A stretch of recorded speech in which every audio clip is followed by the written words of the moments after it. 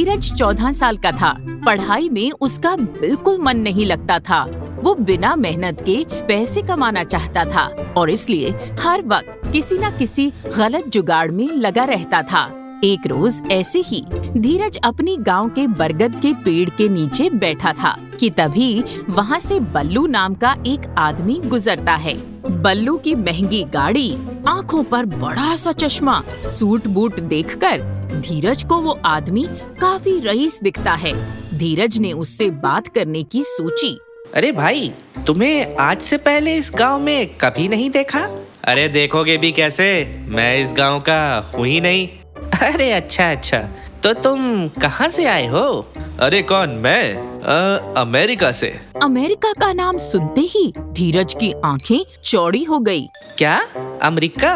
यानी कि 7 समुंदर पार से, जहाँ जाने के लिए प्लेन से जाना पड़ता है, वही क्या? अरे और नहीं तो क्या, बैलगाड़ी से जाओगे? तुम भी कैसी बात करते हो यार, तुम्हारी बातें सुनकर तो लगता है तुम काफी गरीब घर से हो। बल्लू की ये बात सुन धीरज का चेहरा उतर जाता है। वो बल्लू से बोला, हाँ मगर तुम तो बहुत रईस लगते हो। मैं भी बहुत सारे पैसे कमाना चाहता हूँ, क्या तुम मेरी मदद कर सकते हो?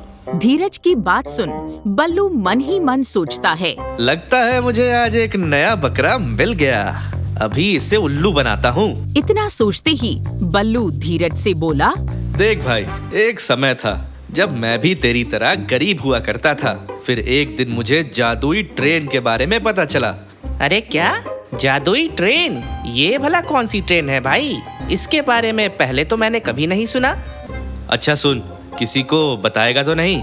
ये एक ऐसी ट्रेन है जो सीधे चांद पर ले जाती है। अरे क्या बात कर रहे हो भाई, भला चांद पर भी ट्रेन जा सकती है क्या? कमाल करते हो तुम तो। अरे हाँ, इसके बारे में बहुत कम लोगों को पता है। एक बार मैं उस ट्रेन से चांद पर गया था और फिर चांद से बहुत सारे सोने के सिक्के लाया, जिसके बाद मैं अमीर बन गया। धीरज को ये बात थोड़ी अजीब सी लगी, मगर बल्लू का रहन सहन देखकर न जाने क्यों उसे उसकी बात पर यकीन करने का दिल कर गया और आखिर धीरज उसकी बातों में आ गया। भाई एक बात बोलूं, मुझे भी उस जादुई ट्रेन पे एक बार तो जाना है।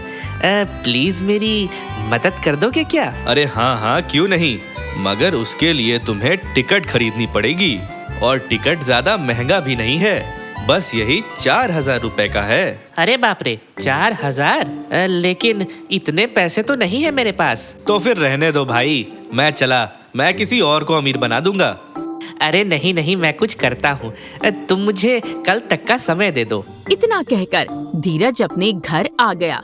घर आने के बाद जब उसने ये सारी बातें अपने पिता श्याम को बताई तो श्याम उसकी बातों पर खूब हंसा। अरे क्या हुआ, आप हंस क्यों रहे हो? अरे तुझे किसी ने उल्लू बना दिया है और तू बन भी गया।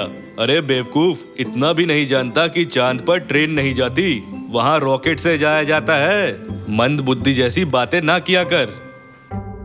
स्कूल में थोड़ी बहुत भी पढ़ाई की होती तो आज ऐसे मूर्ख जैसी बातें नहीं कर रहा होता।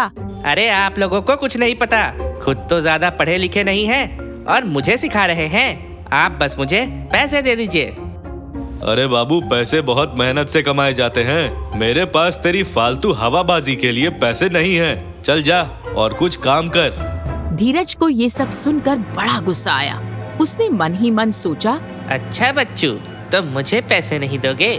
जब घी सीधी उंगली से ना निकले तो उंगली टेढ़ी करनी पड़ती है। यही सोचकर धीरज ने रात को चोरी चुपके लॉकर से पैसे चुरा लिए। अगले दिन वो बल्लू से मिलने पहुंचा। पूरे 4000 रुपए हैं, अब मुझे चांद पर जाने से कोई नहीं रोक सकता। अरे हाँ, क्यों नहीं, कल सुबह 11 बजे लटपटगंज गांव के स्टेशन पर पहुंच जाना, वहीं से तुम्हें जादुई ट्रेन मिलेगी। अरे भाई, अब तो तुम अमीर बनने वाले हो। ये सुन धीरज खुश हो गया। अगले दिन धीरज लटपटगंज स्टेशन पहुंच गया। 11 बजे एक ट्रेन आई। धीरज उसमें जल्दी से बैठ गया। पूरे रास्ते वो बहुत खुश था। उसने इधर उधर लोगों को देखा, उसे यकीन नहीं हुआ कि इतने सारे लोग चांद पर जा रहे हैं। उसने अपने पास बैठे एक आदमी से पूछा, अरे ओ भाई, सुनते हो, आपको इस जादुई ट्रेन के बारे में किसने बताया? जादुई? भला कौन सी जादुई ट्रेन? अरे यही जादुई ट्रेन जो चांद पर जाती है, इतना भी नहीं पता क्या? अरे चांद पर तो सैकड़ों ट्रेन जाती है। मैं तो हर रोज चांद पर जाता हूँ। दरअसल मेरा घर ही वहाँ पर है ना। अरे भाई क्या बात है, आपने तो अपना घर चांद पर ही ले लिया। लाजवाब भाई। अरे भाई तुम तो ऐसे चौंक रहे हो जैसे मैंने आसमान वाले चांद पर घर ले रखा है। धीरज को ये सुन कुछ समझ नहीं आया। तभी अचानक ट्रेन की सीटी बजी और ट्रेन एक स्टेशन पर रुक गई। वो आदमी धीरज से बोला, अरे लो भाई, आ गया चांदपुर, यही है मेरा गांव। धीरज ने खिड़की से बाहर देखा तो चांदपुर नाम का एक बोर्ड लगा हुआ था। धीरज उस आदमी से बोला, अरे सत्यानाश हो गया। अरे भाई, ये ट्रेन वो आसमान वाले चांद पर नहीं जाती क्या? धीरज की ये बात सुन आदमी हंस पड़ा। अरे पागल हो गए हो क्या भाई?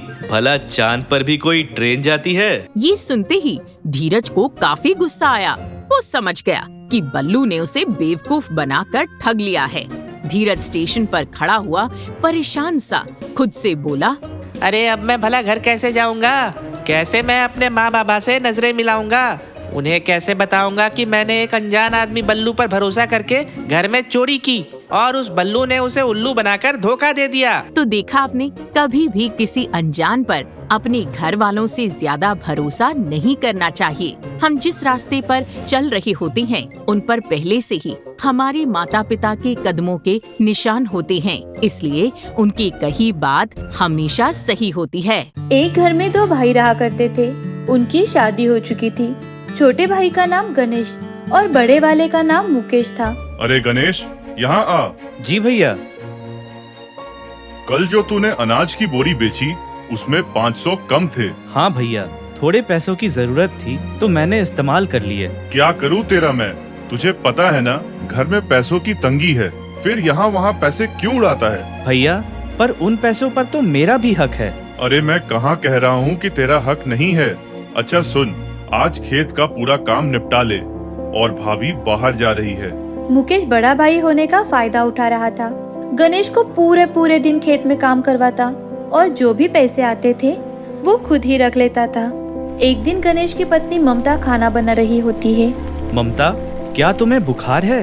हाँ, ठंड से मेरा शरीर कांप रहा है। फिर क्यों खाना बना रही हो? आराम करो। भाभी, भाभी। रहने दीजिए, मैं कर लूंगी। ममता को तेज बुखार था, फिर भी भाभी उसी से घर का सारा काम करवाती थी। क्यों चिल्ला रहा है? मेरी पूरी नींद खराब कर दी। अच्छा, आपको नींद की पड़ी है। ममता को बुखार है, आपको इसका ख्याल रखना चाहिए था और आप खुद सो रही थी।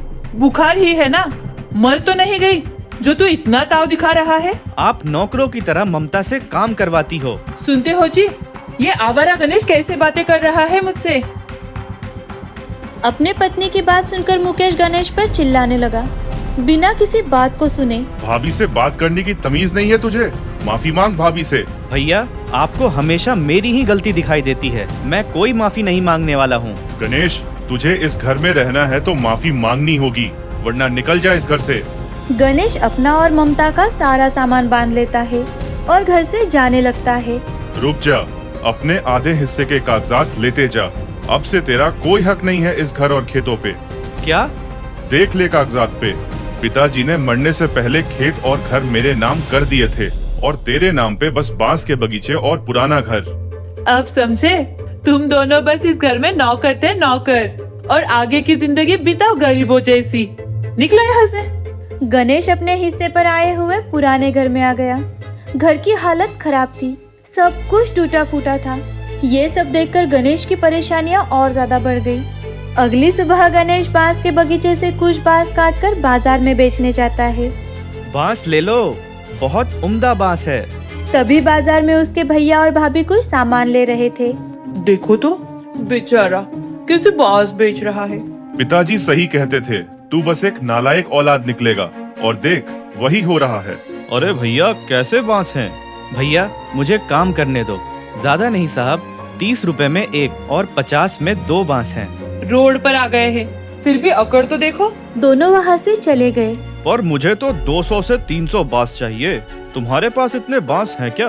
अरे 200-300 क्या, मेरे पास बहुत बड़े बांस का बगीचा है। 20 से 30 हजार बांस भी दे सकता हूँ। आपको कितने चाहिए? अरे वाह, काम बन गया। तब तो हम कल आपके बगीचे आते हैं। गणेश ने अपने ग्राहक के बारे में ममता को बताया। ये तो बहुत अच्छी बात है।